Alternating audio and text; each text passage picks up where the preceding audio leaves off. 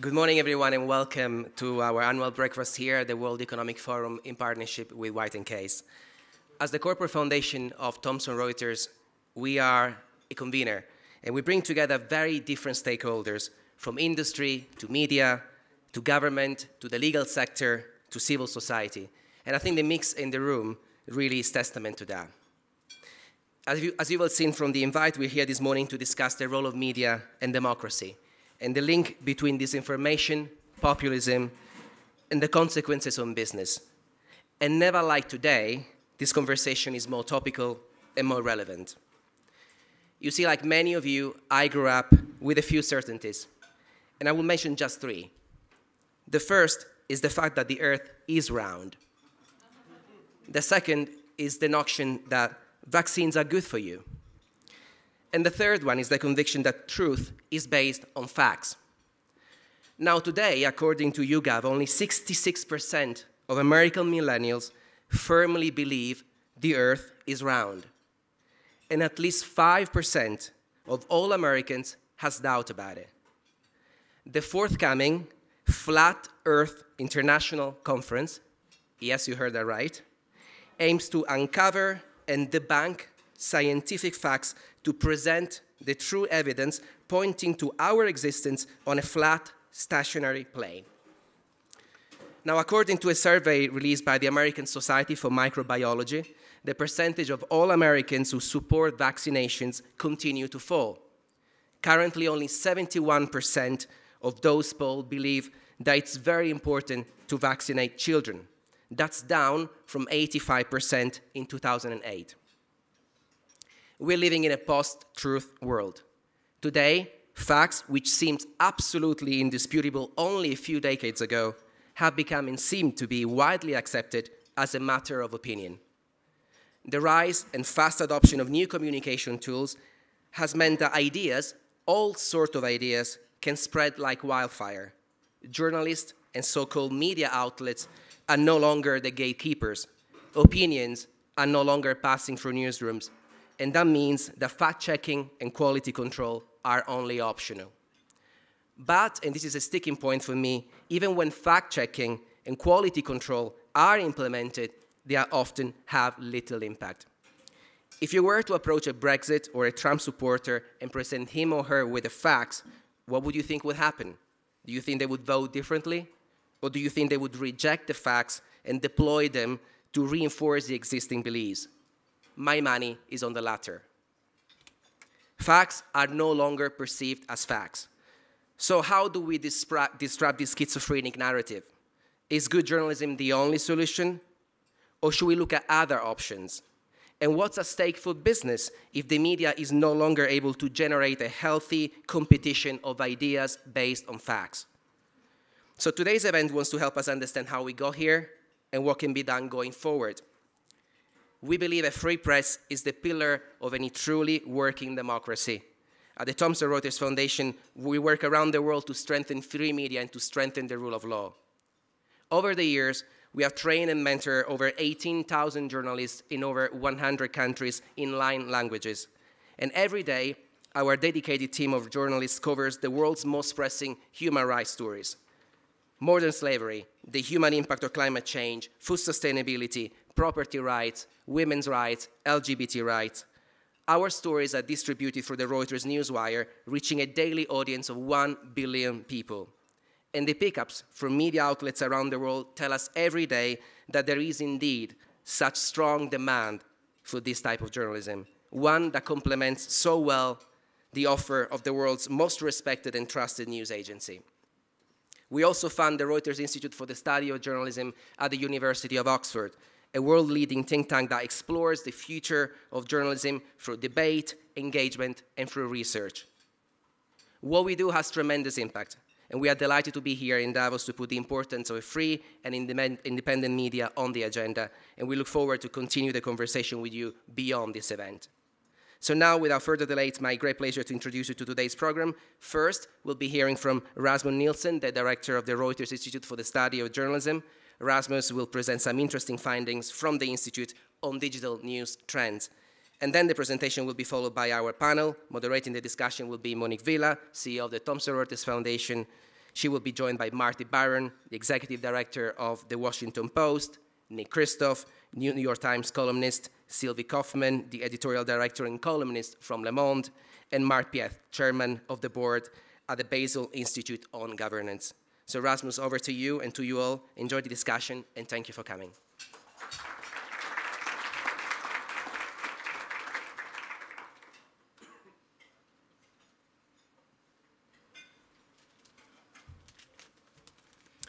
Thank you very much. I'm actually an optimist about the power of journalism and the promise of journalism in our societies. And I think we have not only our hope to build that optimism on, but also a considerable amount of research, including research we do at the Reuters Institute in Oxford. For those of you who are interested in a quick synthesis on some of the key findings of the work we've done, we've pulled together a report that you'll find on your table. And for those who are following this live online, you can find this freely online on the Institute website, called 5 Things That Everybody Needs to Know About the Future of Journalism, with the title More Important But Less Robust, because there are challenges around the business in particular. I want to talk about one aspect of this work that we've done, which is about the role of platform companies like Google and Facebook in public life, and why I believe that, though we know that 2018 was in many ways a profitable but also a very bad year for many of these companies, I think 2019 will be an even worse year in many ways. And I'll explain why I think all of us should care about this, even if we are not shareholders in those companies or working in them, and even if we are perhaps sometimes competitors or rivals with them. So first of all, our research shows that the platform companies have become absolutely integral to how people find news and information. So last year in our survey, 2/3 of respondents across 37 different markets all over the world say that their main way of finding news online is sideways via search engines or social media, not by going direct to news providers.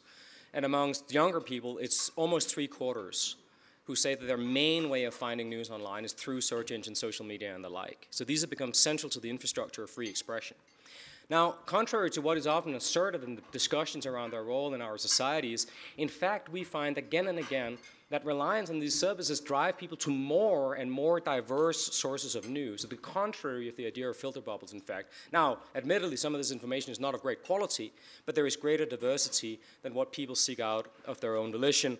And I think equally importantly, not only do they drive people to more and more diverse information, but in a society in which we can clearly see that information inequality is increasing along lines of interest, those of us, perhaps some of us in this room who are news lovers, who seek out the news all the time, are actually quite a small minority. Only about 17% of our survey respondents are people who seek out news all the time and say they are very or extremely interested in news, whereas actually twice that number, 35%, say they don't even get news daily.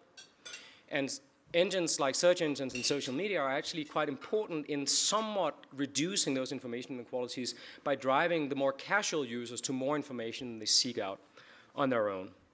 Now, these are the reasons we should care, that for all their problems and challenges, these companies in fact also enable, in some ways, an enrichment of our public discourse.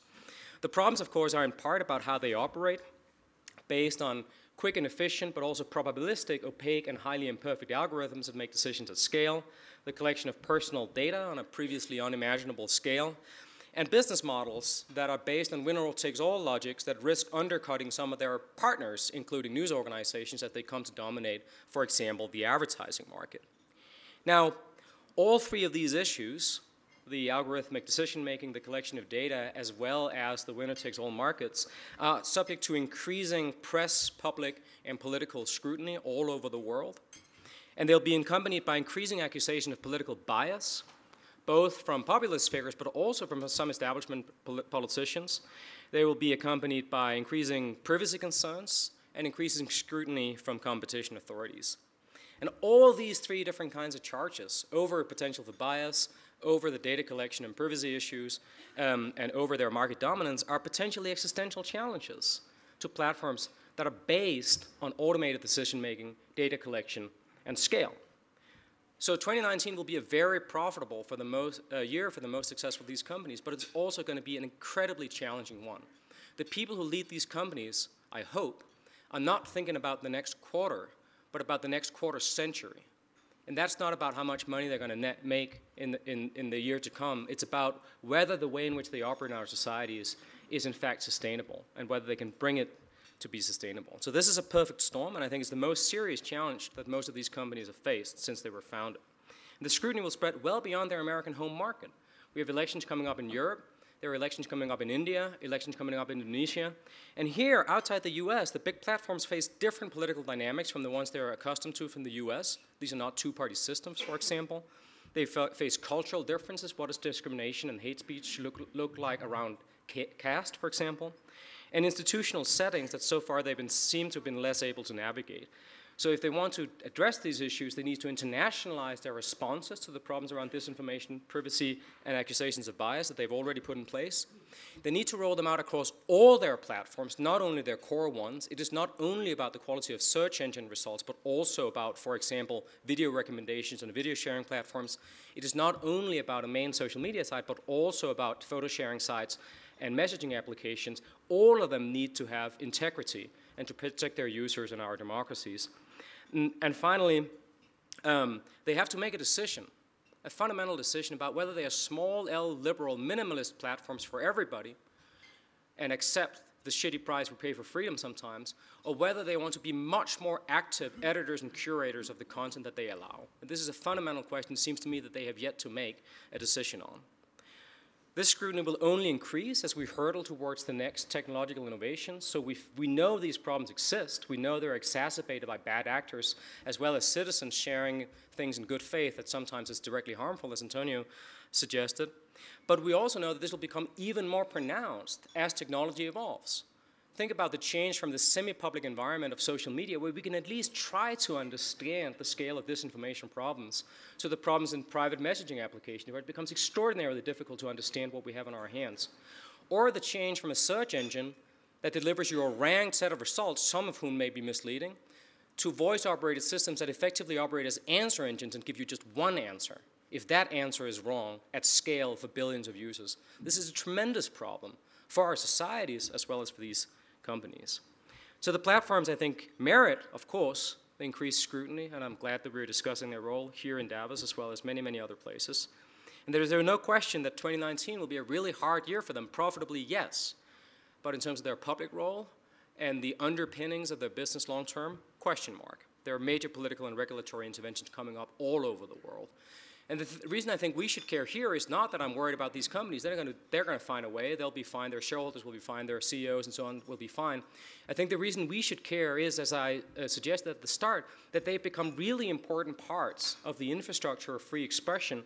And with their many, many shortcomings, they also deliver demonstrable public benefits, diversifying our information diets, alleviating political inequalities in political participation, and enabling people to access information that they had no access to not so long ago. We have forgotten very quickly how miraculous some of these services are.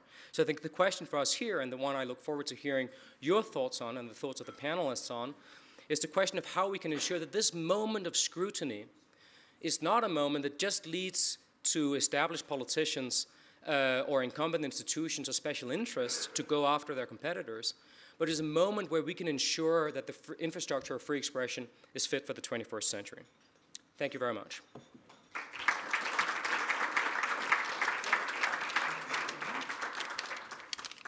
Thank you, Rasmus. It was a very enlightening demonstration, as usual. Rasmus is also the new director of the Reuters Institute. He replaced David Levy 6 months ago, and we are very happy to have him and very lucky to have him.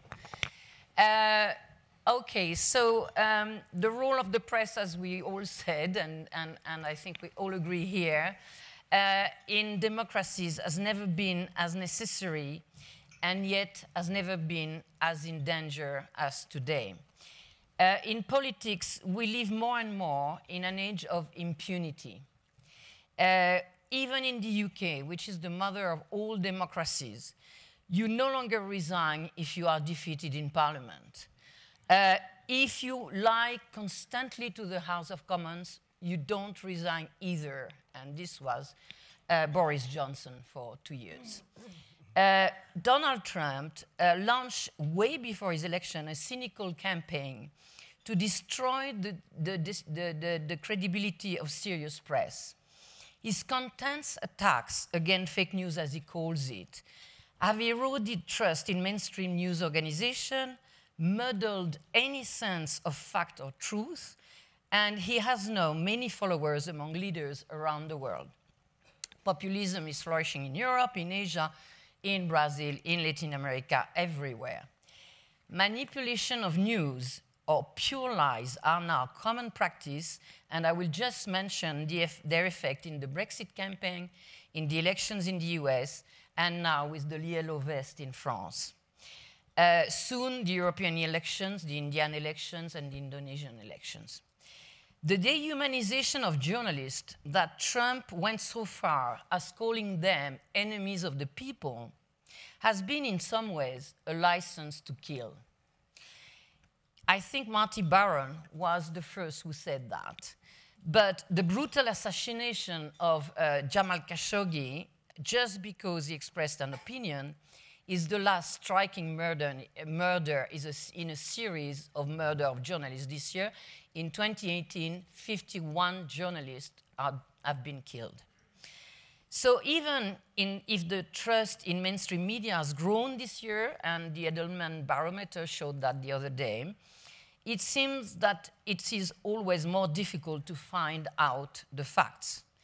The Washington Post has created this wonderful fact checker where we learn, for instance, that in 710 days, President Trump has made 7,645 false or misleading claims, and that in the first 9 months of his presidency, Trump made 5 misleading claims a day. But it went up during the campaign for the midterm elections. He did 30 a day. It seems he has gone down now back to 16 or 17. So the more he repeats his lies, and the more he's believed. This is really very interesting. But Marty, has this fact checker changed anything? Well, just to start, actually to update the number, it's up to 8,158 in the first 2 years of the administration, an average of, I think it's 16.2 per day during the second year of his administration. Look, I mean, I think it's important that we do the fact checker, and I think what we did our own poll to see whether people, recently, to see whether people believed the most prominent, most repeated false or misleading statements that the president has made. And it turns out that actually fewer than 3 in 10 Americans actually believe those statements to be true. And even among Republicans, fewer than 4 in 10 believe the president's false or misleading statements, the most prominent ones, to be true. And so I think that the work that journalists are doing, ours as well as the work of other journalists, not just the fact checker, does have some effect over the long run. In terms of whether the president has credibility when he makes these statements. Whether it affects their support for the president or not is completely another matter, because they may support him for other reasons, whether he's making false statements or not.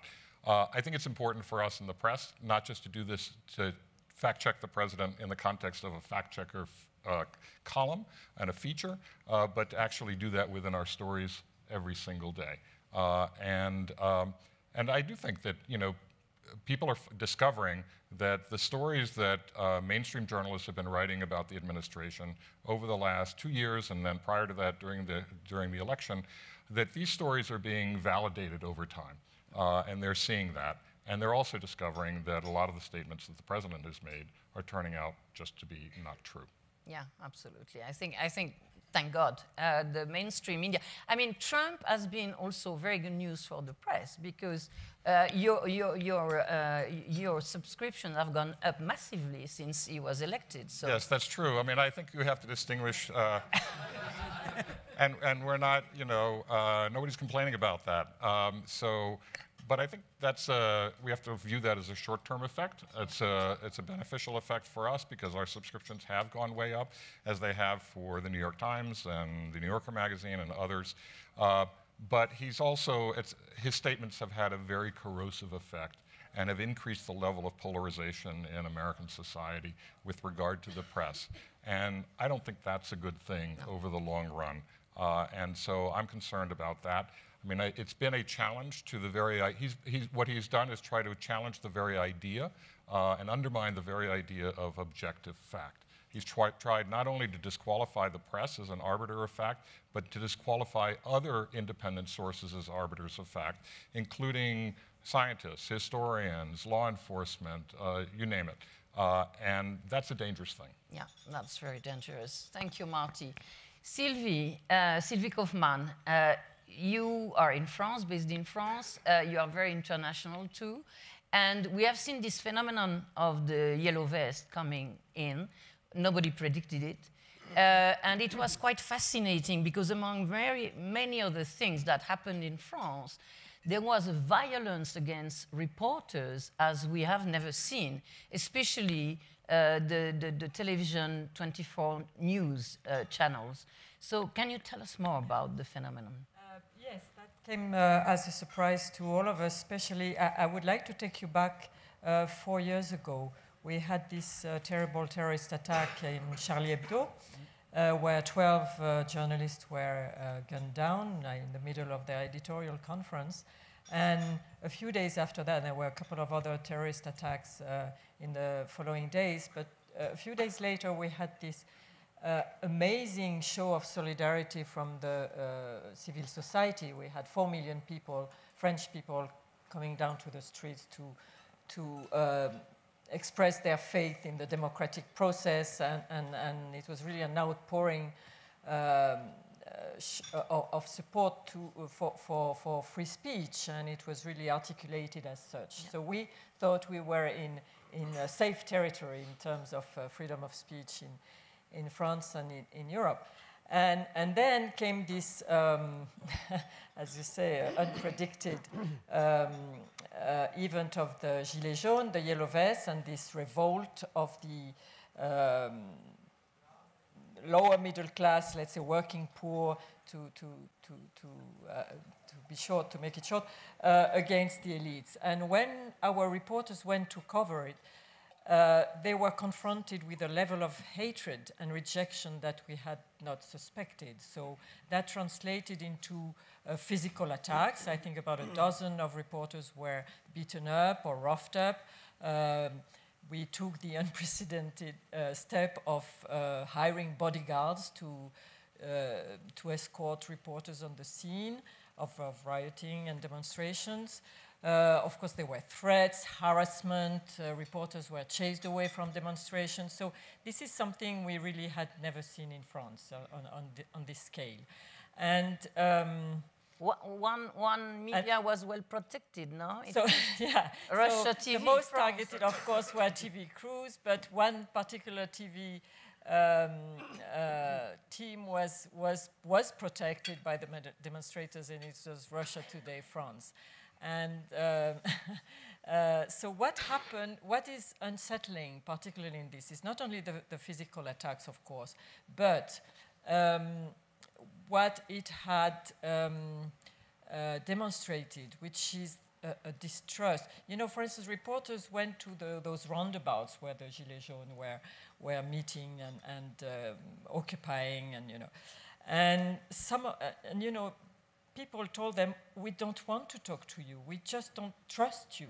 Because, and why? Because you're not going to write what you told you. We know you're not going to do this.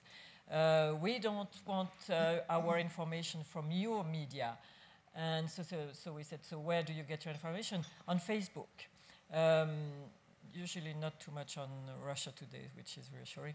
But so we are really confronted with an environment which is much wider than we thought, a problem which is much wider than we thought. So you know, we thought we had done, we knew there was distrust, of course, because we've read the studies of the Reuters Institute for the Study of Journalism. We've done those polls, so we knew. And Le Monde is not in the worst position in that respect, but So we have put in place all these fact-checking devices. We have the Decodex, which is becoming a huge team in our newsroom, actually, and which is doing a lot of work. We've done media literacy. We have an association which goes into high schools that we do in team with Agence France Presse, to teach teenagers how to use the media, but it's not enough, obviously. So we've gone into some soul searching about this. It's true that it's which is a good thing, I must yes. say, because and French media can do that. Some have said that Russians have become experts in finding data that angry people. Do you think it's right when you think of Russia today, for instance? And I don't know. I think it's there's a huge area of activity on the web which is targeting mainstream media. It's true, and the problem is that it's sometimes fake news are born on social networks or and carried on by media like RT. And then it transpires into onto the political scene. And so we've had this example lately of France and Germany just signed a new treaty, bilateral treaty to renew the Traité de l'Élysée. So anyway. And so before it was signed, and it was the text of the treaty was published, but this fake news spread that under this treaty, France had committed itself to give back Alsace-Lorraine to Germany, to practice compulsory bilingualism in schools on the French side, but not on the German side, and that France would share its permanent seat on the Security Council at the UN with Germany. All this is completely false. Yeah. But Marine Le Pen repeated it, and another right-wing, far-right leader. So then it becomes becomes a big story in France, indeed. Yeah. And it's totally fake. Totally fake. So it's challenging. Extraordinary. So to go on that vein, Nick, why does the New York Times accept that Trump dictates the agenda? Gentle question. Well, I would contest the premise. But I do think that a starting point is the point that you and Marty made earlier about Trump bringing in new subscriptions. I mean, at the end of the day, he has been pretty good for our business model in the news industry, but and at a pretty crucial time when a lot of folks in the news media are switching to a subscription model, and we need to convince people that news has intrinsic value, and he has really helped make that argument. But there are a couple of places where that business model has not worked well. One is local journalism, and another is international or national or investigative stories that have real import but aren't kind of sexy, don't have a Trump angle, for example, and especially for television. And so, I think the New York Times, the Washington Post, Wall Street Journal, Reuters, and so on, they do not hand the agenda over to Trump and do still cover a lot of these stories. TV in particular, I think really coverage has been shaped by Trump's latest tweet. And I do think, and to some degree, I think all of us are, I think we should also look in the mirror to some degree ourselves. It is particularly true of TV. And so you have a lot of important international issues that simply are not getting coverage, or not getting scrutiny. Congo is, who knows whether it's falling apart, what is happening in Congo with the recent election. So many places around the world. Yemen, obviously. And I think it's very easy for us or others to complain about lack of coverage, but at the end of the day, the reason is because if you're the executive producer of a TV show, you can send a camera crew out to Congo, or you can put a Democrat and a Republican in a studio together and have them yell at each other, and the Democrat and Republican yelling at each other will have much higher ratings. Anderson Cooper back in 2005, he took a camera crew to Eastern Congo to cover the election. And he did great coverage of the humanitarian situation, of the election. But it was dangerous, it was expensive, and his ratings dropped that week compared to everybody else who had people yelling at each other. And so Anderson Cooper hasn't been near Congo since. And I think I do think that is a problem that we face. We face it also, domestically. 70,000 Americans die a year now from drugs. Life expectancy has fallen 3 years in a row. 85,000 people a year die from alcohol-related causes. And those are hard stories to get. I don't think that when we look back, we will have done adequate justice to those stories. If you look at how history has been covered, a generation ago, history was what princes did, what leaders did. And then more and more, there became a sense that actually history has to involve what is going on with the people. And I think that likewise, journalism traditionally was the equivalent of what princes did. And likewise, we are all now increasingly covering societies, but the business model for covering societies and for investigations and for local journalism still has yet to emerge, and that's, I think, that's a real challenge. So the 35% that Rasmus mentioned, which are casual users of news, is it because they are saturated in the US with Trump and they just can't hear anymore? As in the UK, where I live, we are so saturated with Brexit that you want to listen to French or Italian radios in the morning because the BBC has become unbearable, etc. So do you think that media has really also because you have such an obsession to the point of being almost toxic, you have lost readers or viewers because it's mostly television and radio? Marty, can you answer on that? Well, we haven't lost readers, and we haven't. So we've actually gained tremendous number of readers, in large part because of social media. People are exposed to our work who previously would not have been, and also generally because of the internet, which allows people to read us who would not have. The reality is that most people aren't news junkies the way that we are sitting here on the panel, or probably most of the people in the audience either. That's just a fact. I remember when I was the editor of the Boston Globe, we actually did a survey where we surveyed our readers on what their interests were and how they read the news, and then we surveyed our own staff on how we read the news. And you were talking about two different planets, the way that we read the news and what we were interested in, and the way that what the public was actually interested in and how they read the news. And most people are casual consumers of news. They're not reading it all of the time. As Rasmus pointed out, to some extent, social media has actually exposed more people to more news than they would have been exposed to otherwise. And so they read one story, and then maybe they read another story. And at times, that can actually have a beneficial effect. It doesn't always have a beneficial effect. But, I think it's just a complicated ecosystem out there. And look, I also think that we can't ignore that Trump holds probably, arguably, the most powerful position in the world. So he does control a good part of the agenda, and he uses that to significant effect. And we can't ignore him. We have to pay attention to him because he's a huge disruptor of the world order. And so we need to cover that thoroughly. But we can't, in covering that thoroughly, we can't ignore other important subjects.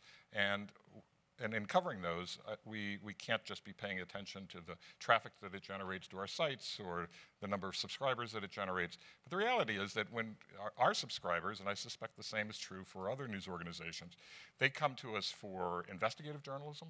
They come to us for, we see what activates subscriptions. They come to us for strong narrative pieces, strong features, in-depth stories, a lot of the work of traditional journalism rather than what's considered to be so-called clickbait. No, that's very reassuring. Mark Pieth, I have asked you to come on this panel because Mark was for a long time the head of anti-corruption and money laundering at the OECD, and is an authority on all that. And I wanted to ask you, is media really indispensable for you to counter all kind of abuses of power? Because generally, when journalists do investigations, as the New York Times does, or Le Monde, or the Washington Post, it is because the other powers have failed to address an issue. And so journalists are not prosecutors. They can just shed light on issues, and then you can jump on that. So is it indispensable for you? Absolutely. Maybe I have to quickly talk about an experience that I've had. A very strange experience in a way I'm not a journalist, as you know. I'm a specialist on anti-corruption. And I had actually helped journalists to interpret what they found when they looked at the Panama Papers. And I was specifically on that Russian part of the papers. And shortly afterwards, I got a phone call by the vice president of Panama saying, would you join a group with Joe Stiglitz and tell us how to get out of the hole that we find ourselves in? And we said, yes, of course. Yeah, good idea. Now, I think, I still believe she genuinely wanted to do the right thing, but her president then filled up our committee with people. Well, it's difficult how to put this in this audience, but one was the former president of the Canal, who gave his own family the job, a $7 billion job to redo the canal. Another person had been working with Mossack Fonseca. The third person had been a minister. A fourth person had been a former president. So it turned out we had all the old fogies there. And very rapidly we realized that, you know, the best intentions that we had, I was a Swiss, I could say, look, Switzerland has a life after bank secrecy. Why don't you reinvent yourself as a banking place for Central America? That would work, maybe. But when we had the audacity to say, well, you should have meaningful company registers with the beneficial owner, then the shutters went down. They told us to go away.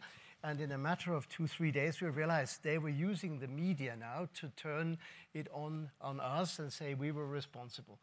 What we did then, we used the media in one night to come out with a storm, a shitstorm if you want, on Panama to say why we left Panama. And now, you see, Panama is an easy target because they were so hopeless in a way, the way they managed it. If I would have been the president, I would have said thank you very much and dumped what we had done into the next waste paper bin, to put it very directly.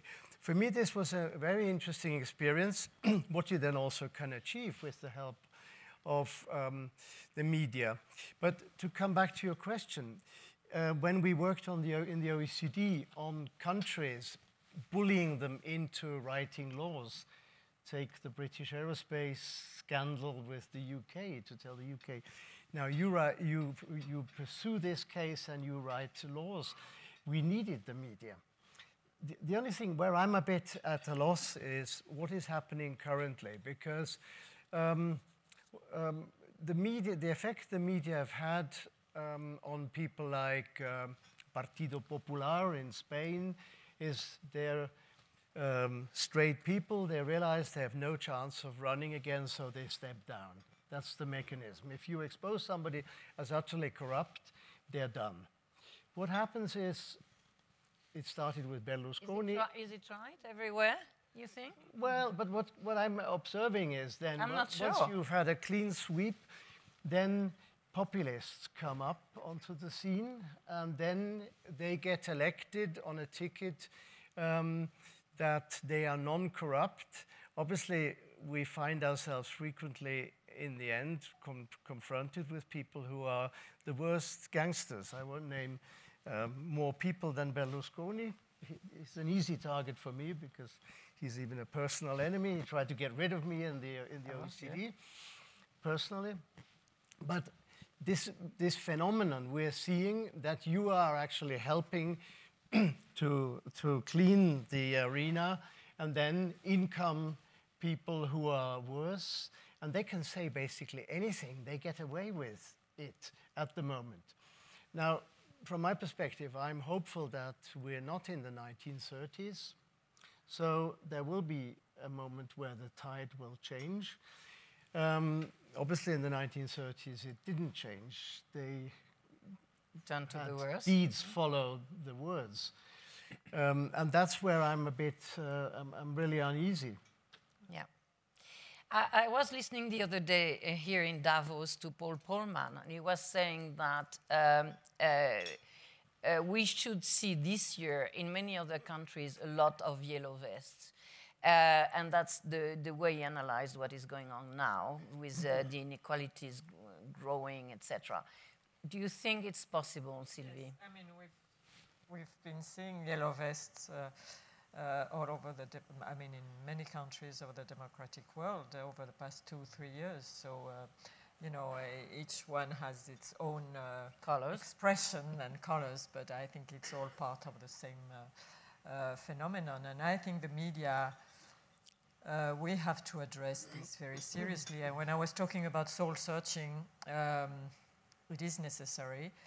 What some of those people told us is that they didn't feel that they have a voice in our media, in the mainstream media, and it's partly true. I mean, in France, for instance, where we are very Parisian, we found out that the way. Most of the journalists belong to a social category and cultural category, which is not the majority of the country, of course.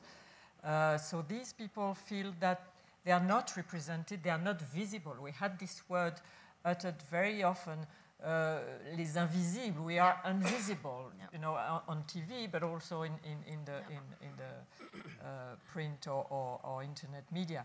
So I think we have to do better on this, not only to give them a voice, and we try to do this. So, we deliberately do this. For instance, during election campaign, we go to La France Profonde, and we think we give a voice to the real French.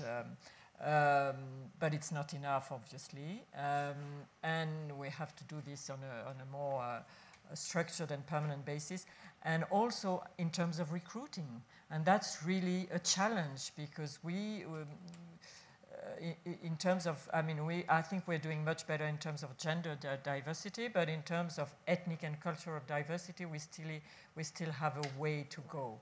And this is really a challenge, because it's difficult, but we have to address this, I think. Yeah, I thought that two main words of this Davos were purpose and trust. And purpose is also for corporations find their purpose and have the staff and the employees in agreement with that purpose. And I thought it was a very interesting discussion on inclusivity, indeed, more than the rest. One thing we have not discussed yet, but I would like to touch it before I give the microphone to the floor to ask you questions, is the deterioration of the mainstream news outlets economically. The dictature of the clique has been such that so many news outlets have just simply died. And is this replaced by something else? Is it worrying? How do you analyze this? You asking me? Marty. Yeah, it's extremely worrying. I think what we're seeing, certainly in the United States, is different tiers. So at the national level, certain news organizations like the New York Times, like the Washington Post, some magazines like the New Yorker, some of the networks, CNN, are doing really well. Those that are trying to reach a national audience and a global audience and are being successful at that, they're doing well financially. We've had 3 years of profitability, and we're doing well after a long period of financial woes. At the local level, so major local newspapers, major metropolitan newspapers, places that I've worked, Boston, Miami, Los Angeles. They've gone through, and many other cities, Dallas, Indianapolis, you name it. They've all gone through huge struggles.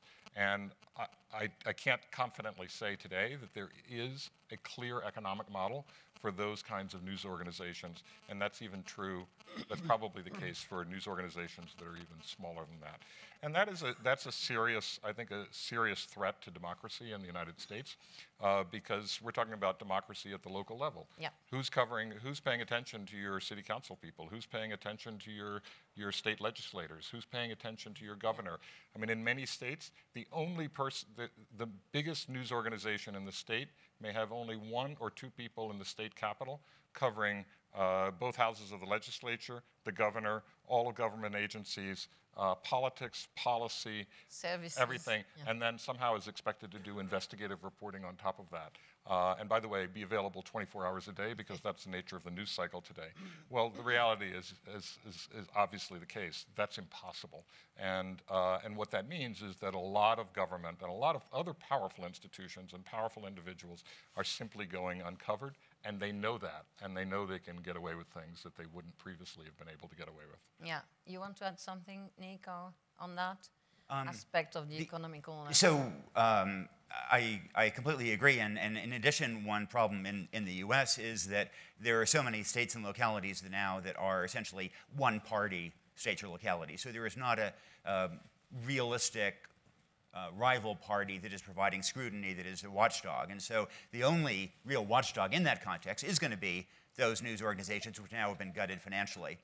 I also just wanted to, I think Sylvie is exactly right about the need to, historically in journalism we thought about other kinds of diversity. We also need economic and cultural and social diversity. In the 1960s, there was this belated recognition among news organizations as they tried to cover urban rioting that we didn't have black reporters and that we could not effectively cover much of America if we didn't diversify our staffs, that diversity wasn't a matter of just doing the right thing, it was about effective reporting. And I think that we likewise would benefit if we diversified our staffs to some degree by bringing in more people from a working class background, who partly is a matter of building trust, partly is a matter of insight, partly is a matter of figuring out what stories are actually out there. Yeah. You want to add something on that? No, I totally agree. It's an issue we have to confront. And not only in the US and in Europe. I mean, it's the same in India, where it's one cast who are journalists and not the others, etc. So yeah, it's all over the world. You have a view on that, Mark? Well, I was just, excuse me, still brooding about this question about the relationship of investigative journalism, and you mentioned them as an add-on to everything else that they had to do, and law enforcement, because we could sit back and say, well, after all, we've all got law enforcement, and why don't they take care of all that stuff? I think that would be wrong, because law enforcement is chronically overburdened, slow, underfunded and whatever, and also hemmed in by political problems. And so uncovering, for instance, scandals of the dimension of Panama Papers, Paradise Papers, FIFA Papers, whatnot, is absolutely fundamental. And that you could actually now team up, decide will come out on one day in the year, 1st of November, and be quiet for 3 months, even though you're in competition with each other. And then afterwards, of course, law enforcement has no choice. They will have to act in these different areas. So I think there's no question for me that you're absolutely fundamental with your work. Yeah, that's absolutely true. I will leave it now to the floor to ask questions. And Rasmus, if you have questions for the research the Reuters Institute has done, you can also ask him questions. Who wants to jump first? Here? They will give you a microphone. Can you introduce yourself? And Sure. Philip, I'm based in the Middle East, and I work around speech-related AI technologies. So one thing I was curious about, you guys mentioned about social media. They're successful because they tap into the innate behavioral psychology and they gamify content, right? So what they do is less about the content itself, but trying to wire our attention by 15 to 20-second increments. And I feel like a lot of young people today are already hardwired to think like that there is no alternative source, right? Because for them, right, it's like they don't have the attention span to read the long form. So have there been any directions or conversations, from the large organizations, right, in terms of looking at how can you bridge quality journalism, but interpret that or express that in different ways so that you can earn these people's attention incrementally? I think you do that pretty well. Do you want to answer? Sure. Look, I mean, I actually think there's more interest among young people in long form than probably we realize. Many do have short attention spans. There are many older people who have short attention spans as well. But there are new storytelling forms that have emerged that really, they combine text, they combine video, interactive graphics, animation, things like that. And they're all combined together in a digital storytelling form. And they're incredibly effective at reaching people, and they all work, if done properly, they all work on mobile devices, so people can look at them on their phones, and they can absorb them in in chunks. Now, it all adds up to a sort of a long form of journalism, and it's a way of explaining complicated subjects. And sometimes far more effective than just words, by the way. So an animation can be, an animated graphic or something like that can be highly effective in explaining a complicated subject and be more effective, perhaps even than a well-written paragraphs. Sylvie? Yes, I think there's, sometimes it's more a political problem than a technical problem, because I totally agree with Marty. We have improved the way we do this. I remember 10 years ago, we were told, people only can read very short pieces on the web, and now they do read very long stories. And I must say, some of the posts on Facebook from the Gilets jaunes are incredibly long, So I don't think it's a question of length, but it's a question of trust. And so we do graphics and video and Snapchat and anything for the young people. But if they don't believe that what you're communicating or that the news you're describing or giving is true, whatever form it has, you have a problem. So I think it's really a wider issue than. So it's not the format. It's not only. Yeah, it's the trust. Yeah. Okay, other questions? One here and after here. Thank you. I'm Mark Henderson from Wellcome Trust. We're the world's second largest foundation.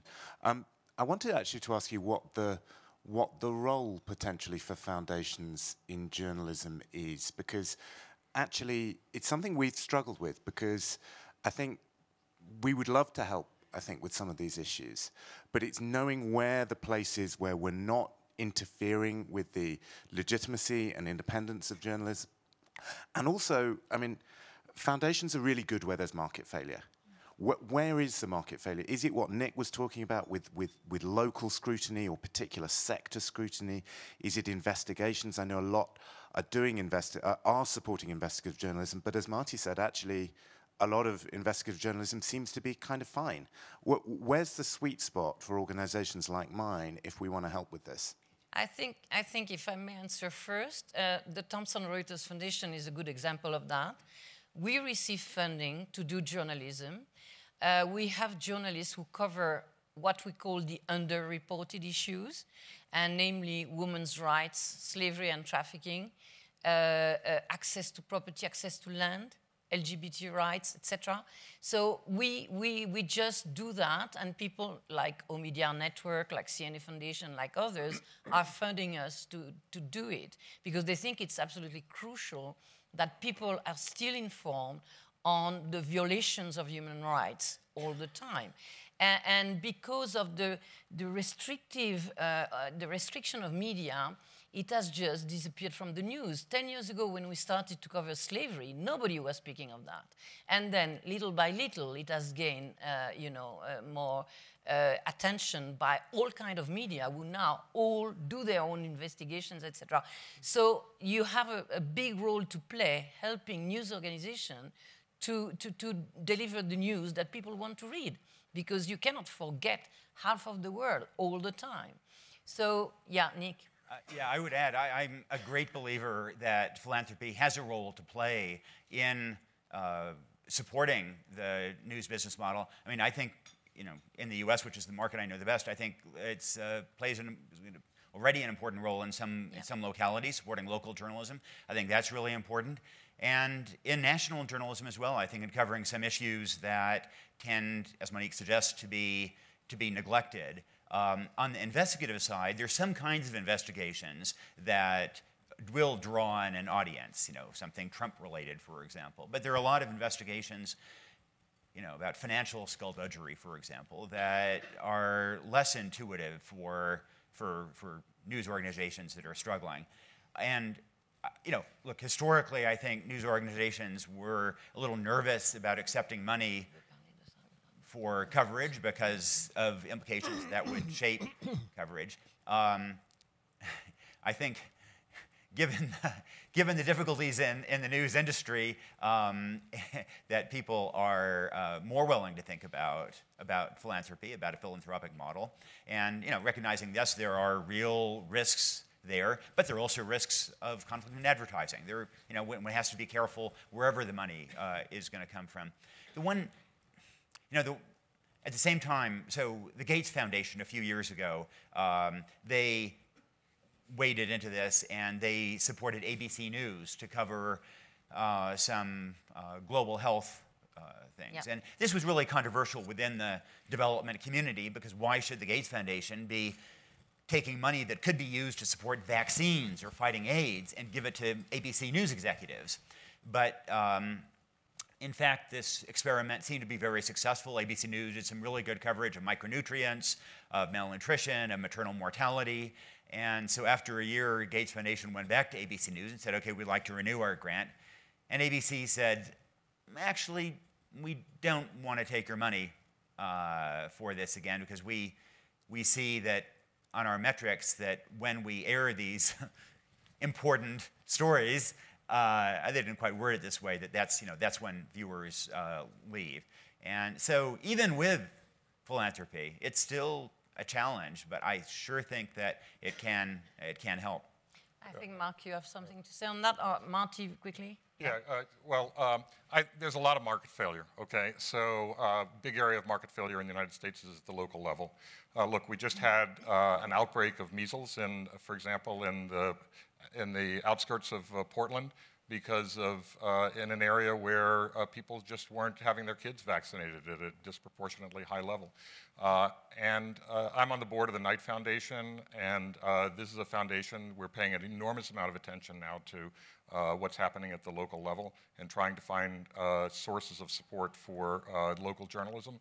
And there are many, many ways that I think foundations can be helpful without interfering and dictating what the agenda of the reporting ought to be. They can fund and the organization remain totally independent. Yeah, I'm happy to talk more about that at some point. Yeah, Mark. Just a quick experience. This summer I was working on a book on gold. Now, there's no, there's lots of articles on how gold is produced and so on, and I've been following a lot of them. And the problem there is not that, for instance, the slavery that exists in that area, child labor, forced labor, but also forced prostitutes and so on. But what I found is in Switzerland, 70% of the gold is being imported and most of it melted here. 70% of the world's gold, which is a lot for a country. In Switzerland. For a country that has no gold whatsoever, and this has 8 million inhabitants. It looks most of it like the places you know here. The point is it's very difficult to find a news outlet that would like to talk about it. It's very unpopular talking about it. So I think, again, it strikes a chord when you say foundations are there to ask themselves, are there kind of orphan topics? And could we go and help that, for instance, the 4,000 prostitutes forced to work in La Rinconada in Puno in Peru, amongst 60,000 rough miners. Shouldn't that be a topic that gets more attention? It is for us, at least. Rasmus, you wanted to jump in also. Just very quickly on that question, Mark. I think the biggest danger we face is the future becomes a market failure. Give him a microphone. So you can't walk the streets of Davos without someone pitching AI to you. And where is journalism on AI? The majority of journalism on AI, I think, sadly is where journalism and social media was, say, 5 or 10 years ago. It's consumer and business reporting. It's saying, this is going to be amazing, and we don't know quite why or how, but someone says it will, and someone will make a lot of money. And both of those things can be true, as it was with social media, but the question of the public importance of this, and the question of what this means for our societies, there are people discussing it, but the majority of the journalism in this area is still led by industry press releases, basically. This is, I mean, there are important exceptions to this, but in terms of a public understanding of this, so I think the question we need to ask ourselves is, what do people need to know about today to think about the future? Local and international, that Marty and Nick have mentioned, are really important issues of that. But the question, I think, is what are the defining issues of the future so we don't make the same mistakes about AI and other issues that I think we can look back and admit that we made with climate change, we made with the finance industry, and that we arguably made with social media. Thank you. Michael. I'm Mike Posner from NYU Stern Business School. My question really follows on the last one. Let's take the example of Gannett, which is the largest publisher in the United States of newspapers. 100 newspapers daily, including USA Today, 1,000 weeklies.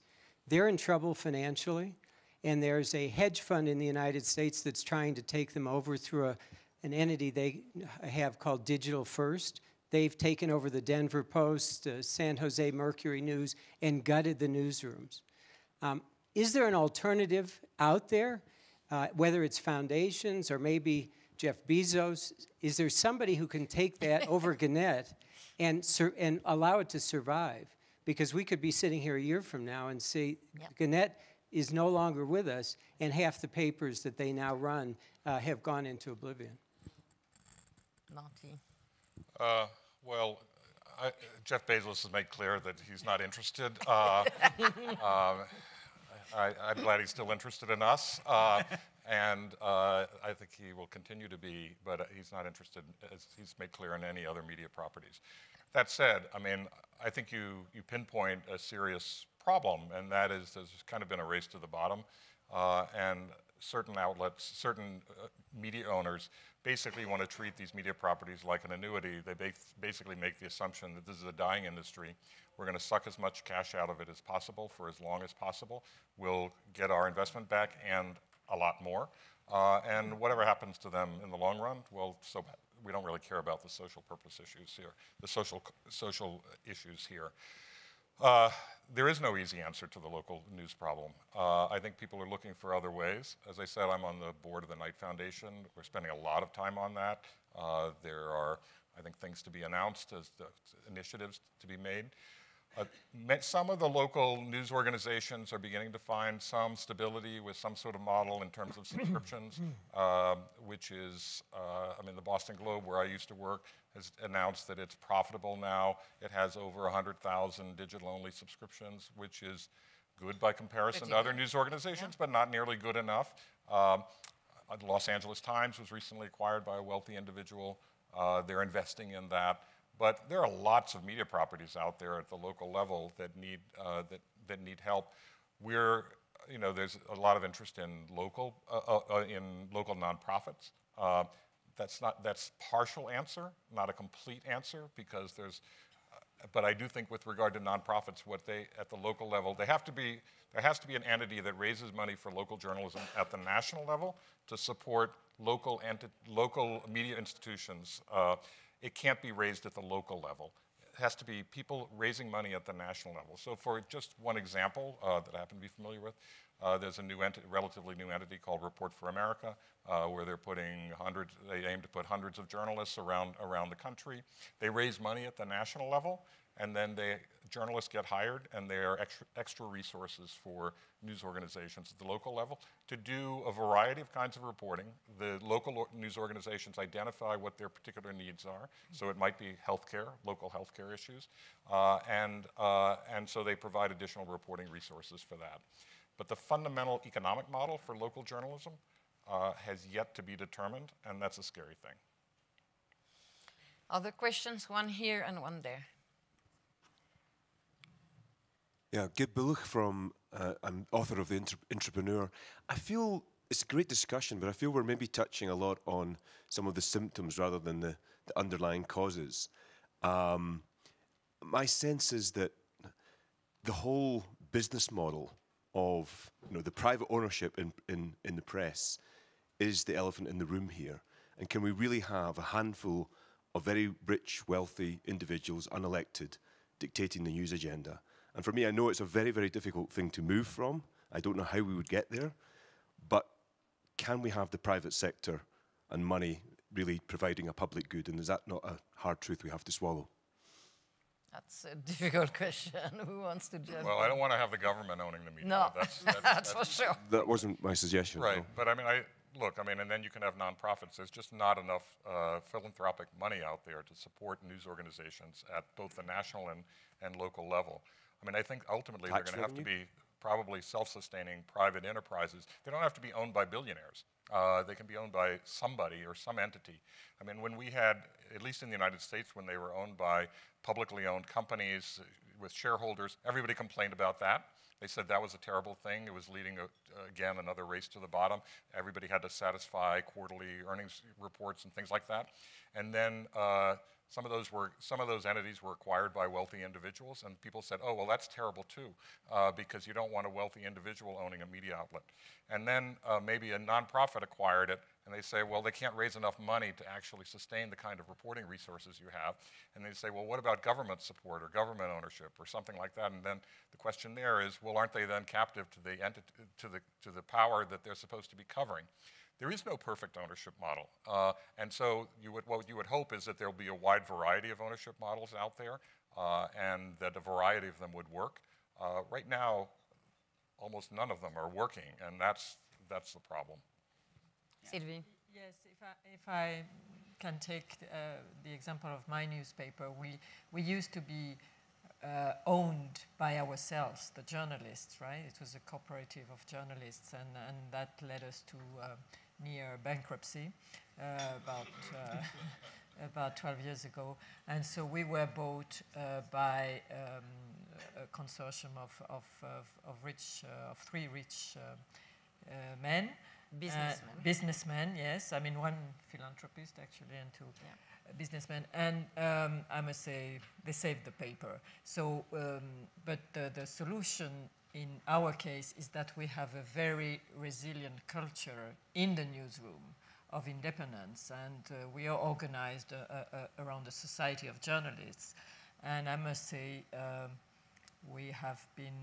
think we have been doing a good job of asserting our independence, and this is what, I agree with. So it's in the governance of the...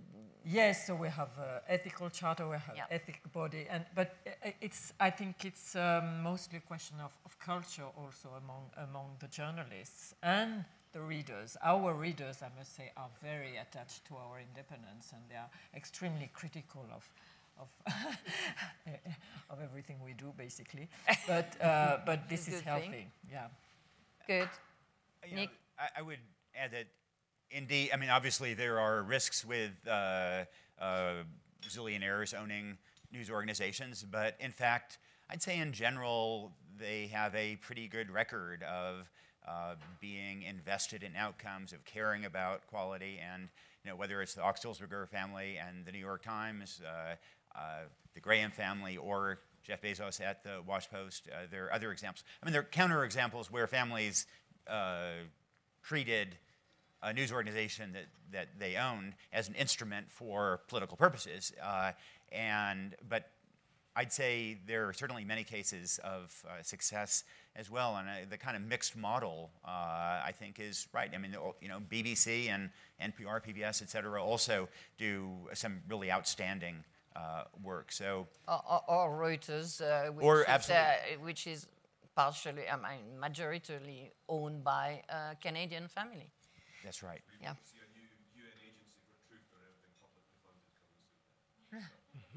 You know, My God. I mean, there really is something to be said for the kind of the discipline of the market and people. Yeah. A question here?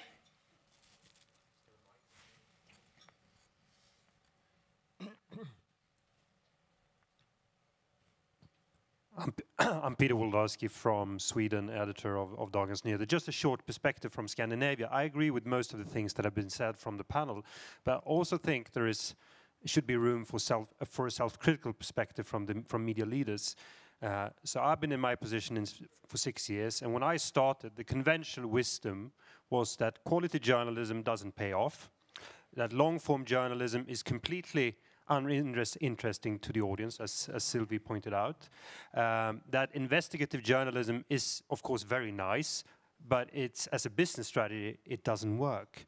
And what we are seeing now, and what we've seen over the last year, is that quality journalism really can pay off in the digital market. Yeah. But a lot of media leaders around the world and in Scandinavia thought that was a thing of the past. So they made bad business strategies and bad business decisions. And I just want to cry when I see some of the local brands, traditional local brands in Sweden, how they drifted away from the core purpose of why they were founded, to do journalism at the local level. And now it's really hard to sell subscriptions because they're not reporting about the things that people care about. But there are successful cases in Scandinavia, especially in Norway. Our media, for example, the biggest group of local newspapers, and they are pretty successful in selling subscriptions because they do local journalism. So just wanted to add this perspective. We have made bad decisions at the business level, and we pay a price for that. I just have to say I totally agree with Peter on this. Completely agree. I think that the industry made a lot of bad business decisions. They made assumptions about what people would read and what they wouldn't read, and they were the wrong assumptions. In fact, in the industry generally, there was an aversion to using the word journalism. They had to be called content, you know, and I always used to say you might as well call it stuff. Because it has absolutely no meaning. Whereas journalism actually is a word with meaning. It's like, why did something happen? Where is it going? What kind of impact is it going to have? Who's responsible for this? Those kinds of, ask those deeper questions. That's what journalism is. Yeah. And so we shouldn't sort of use the word content as a synonym, some sort of weak synonym for journalism. And at many news organizations, they didn't even want to use the word journalism. I know, yeah. Any other question? The last one, maybe? Because I think we all have appointments at 9. No last question. Thank you to the panel. You were fantastic, and I think it was a very interesting discussion. And thank you for coming all the way.